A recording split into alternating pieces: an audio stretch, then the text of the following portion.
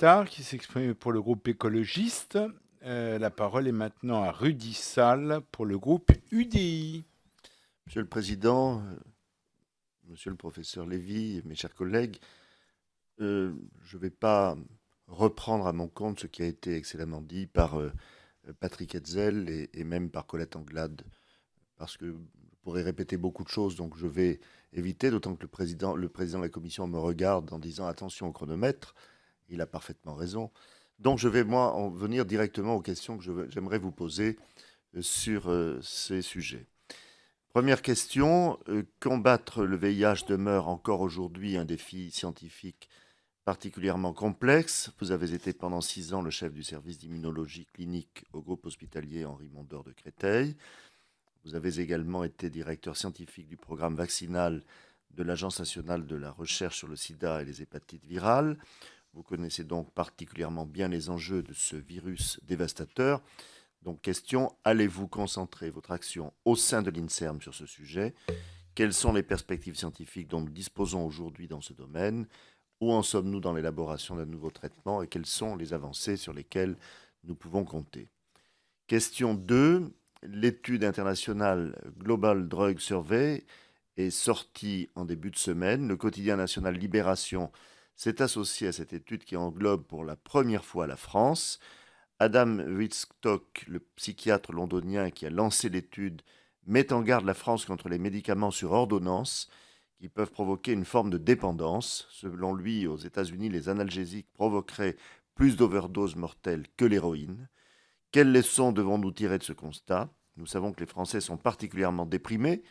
Quels dispositifs pouvons-nous donc mettre en place pour sensibiliser l'opinion publique sur ce sujet et éviter les abus dangereux? Question 3. La salle de consommation à moindre risque prévue boulevard de la Chapelle à Paris n'a toujours pas ouvert ses portes. Les riverains s'inquiètent de l'arrivée potentielle de cette salle dans leur quartier, ce qui est très compréhensible. Ils perçoivent cela comme une facilitation à l'usage de stupéfiants. Avez-vous une réponse à leur apporter? Ne pensez-vous pas que cette mesure prend le problème à l'envers? Et pensez-vous surtout que les usagers se déplaceront dans ces salles? Cela pose également directement la question de la dépendance aux drogues, à l'alcool, au tabac ou encore aux jeux vidéo chez les jeunes.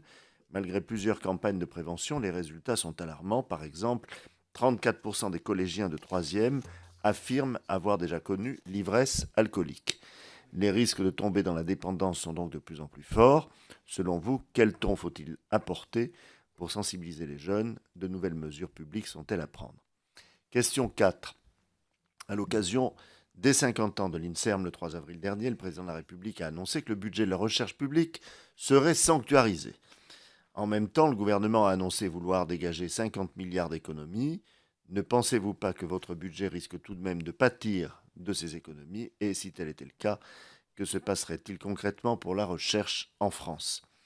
Enfin, la place des chercheurs dans notre pays est très peu valorisée par rapport à des pays comme les États-Unis. Les rémunérations ne sont pas importantes, les budgets de recherche sont constamment resserrés et l'opinion publique reste peu informée et peu sensible aux avancées scientifiques.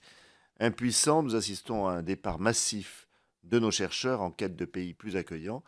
L'INSERM n'a-t-il pas un rôle pédagogique à jouer auprès de nos citoyens et auprès des politiques pour changer cette tendance? Je vous remercie.